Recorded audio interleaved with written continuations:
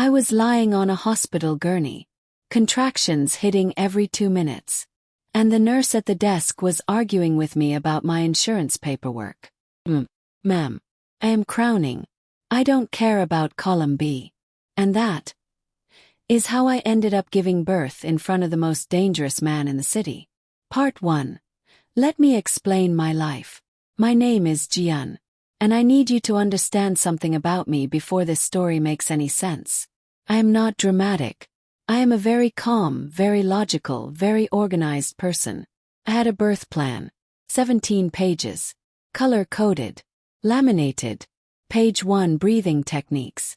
Page 4 music playlist. Soft jazz, nothing aggressive. Page 9 exact wording for when to call the doctor. Page 17 emergency contacts in order of reliability. My mother was listed third. Not because I don't love her, but because she faints at the sight of blood and would spend the entire labor on the floor next to me, which would be unhelpful. I had everything planned. What I did not plan was going into labor at 3 a.m. alone in the middle of a thunderstorm when my car wouldn't start, my phone was at 4% battery, and my neighbor, who was supposed to drive me, had gone to Jeju Island without telling anyone. Kimse, if you are watching this, you owe me. Part 2. The hospital from a nightmare. Called a taxi. The taxi driver, bless him, drove like he was delivering pizza, not a human being who was actively trying to produce another human being. Can you go faster? I gasped between contractions. Ma'am, I have a 4.8 rating, he said. I cannot afford a complaint. This is not the time. We arrived at Sungwon General Hospital at 3:47 a.m. And this is where things went from bad to a comedy written by the devil himself. The ER waiting room was packed. Every seat taken. A TV in the corner playing a nature documentary about, I am not joking, sea turtles laying eggs. The irony was not lost on me. I waddled to the front desk. The nurse looked up from her computer. Looked at me. Looked back at her computer. Name. Jian. Park Jian. I am in labor. Insurance card. Yes, hold on. I started digging in my bag, had a contraction halfway through, grabbed the desk with both hands and knocked over her little name placard. She picked it up without blinking. Date of birth. Mine or the baby's? Yours, ma'am. I gave her my date of birth. Okay. And the father's name for the paperwork. I stared at her. The father. But the father was my ex-boyfriend who had found out I was pregnant 6 months ago, said, I need to think, and was currently living in Vancouver. He was still thinking, apparently. Leave it blank, I said. She gave me a look that I did not appreciate. Then she typed something, and said the 7 words that almost ended my life. Okay, we'll get you in shortly. Shortly. I sat in that waiting room for 40 minutes. 40 minutes. Contractions every 90 seconds. The sea turtles had already hatched and made it to the ocean. I had not made it to a bed. Part 3. The man. And then. The elevator at the end of the hall opened. And out walked a man who made the entire room go quiet. Not because he was loud. Not because he announced himself. But because of the way he moved, like the air itself made room for him. Dark coat. Jaw like it was carved out of expensive marble. 2 men flanking him on either side who looked like they ate car doors for breakfast. He walked straight to the front desk. The nurse who had left me suffering in that waiting room for 40 minutes. He stood up. She actually stood up and smoothed her uniform. Mr. Kwan, she said. We weren't expecting you tonight. Clearly, he said. His voice was low.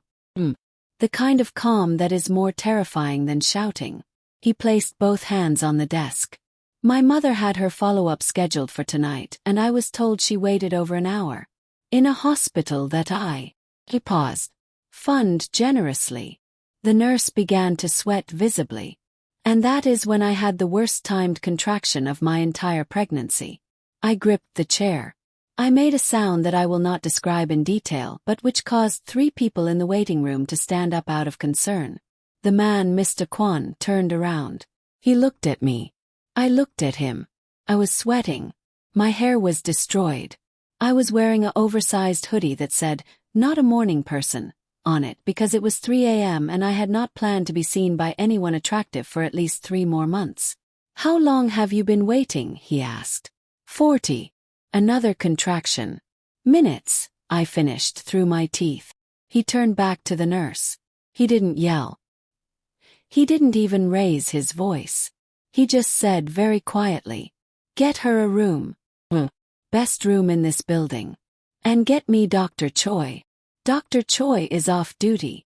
"I know," he said. "Call him anyway." Part 4. The room. I had a room within 4 minutes. Not just any room. The room had a couch. And a window. And actual art on the walls. Not the sad little watercolor print of a boat that's usually in hospital rooms. There was a fruit basket.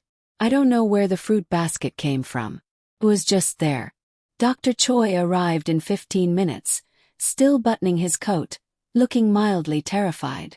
Mr. Kwon stood in the corner of the room, arms crossed, looking like a painting of a man who has never been inconvenienced in his life. "You don't have to stay," I told him between breaths. "I'm okay. Thank you."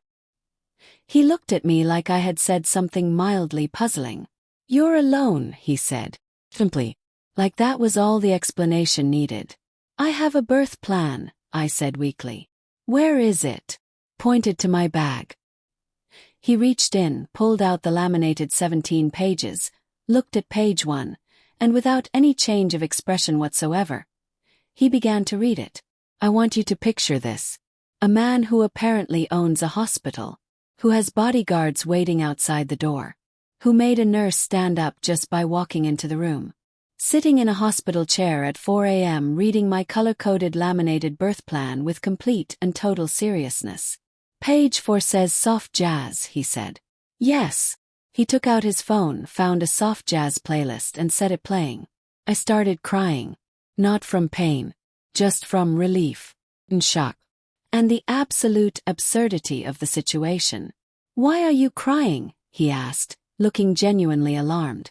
"Because you put on the jazz," I sobbed. He stared at me. "Hormones," Dr. Choi said helpfully from across the room. "I know what hormones are," Mr. Kwon said. Studio microphone part 5. The birth. I will not give you every detail of the next 4 hours because this is a family channel and also I have blocked most of it out. What I will tell you is this. Mr. Kwon stayed. He sat in that chair the entire time. He did not complain. He did not look at his phone. His bodyguards brought him coffee at some point and he waved them away. When it got hard, really hard, he leaned forward and said very seriously, "Page 1. Box breathing. In for 4, hold for 4, out for 4. I wanted to laugh and cry at the same time. "You memorized my birth plan?" "I read it 3 times, he said, like this was perfectly normal behavior. At 7:52 a.m. my daughter was born.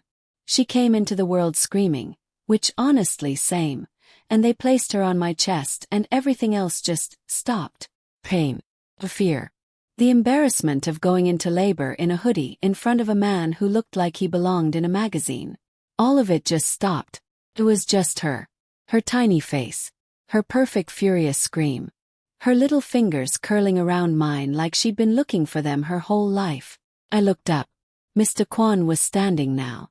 And this man, this terrifying, powerful hospital-owning man, was looking at my daughter with an expression so soft it barely seemed like his face. "She's loud," he said. "She's perfect," I said. "Yes," he agreed quietly. "She is." Part 6 after. He left before I fell asleep. He didn't ask for my number. He didn't make it weird. He just stood at the door, looked back once and said, "You did well, Ji-yun." And then he was gone. I convinced myself I would never see him again. I was wrong.